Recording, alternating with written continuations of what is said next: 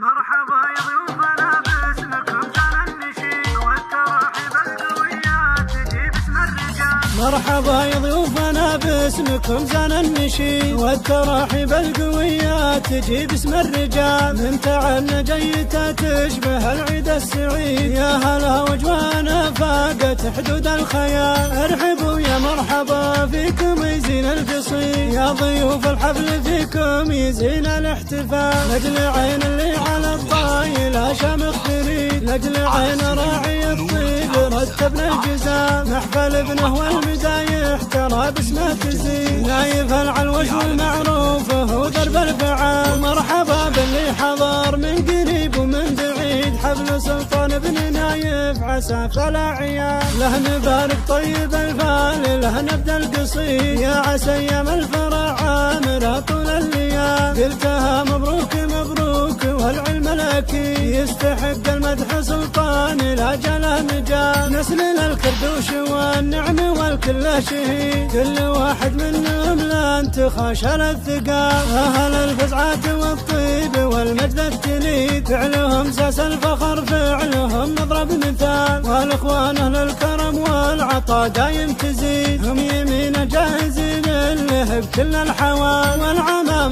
للمواقفهم درع وتيد، صيتهم بين العرب شامخا فوق الطوال. وان ذكرت اخوالها افخار بهم كل يشيد، والمدايح تفخر وتنكتب باسم الخوال. فيهم امدح وافتخر وابدع ابيات القصيد، والنعم تردف نعم باسمهم والشك زال. العمام للمواقفهم درع وتيد، والمدايح تفخر وتنكتب باسم الخوال. مرحبا يا ضيوفنا باسمكم زان النشيد والتراحيب القوية تجي باسم الرجال. من تعبنا جيته تشبه العيد السعيد، يا هلا وجوانا فاقت حدود الخيال. ارحبوا يا مرحبا فيكم يزين القصيد، يا ضيوف الحفل فيكم يزين الاحتفال. لاجل عين اللي على الطايلة شامخ تريد، لاجل عين راعي الطيب رتبنا الجزال. محفل ابنه والمدايح ترى باسمه تزيد، نايف العلوش ومعروف هو درب الفعال. مرحبا باللي حضر من قريب ومن بعيد، حفل سلطان بن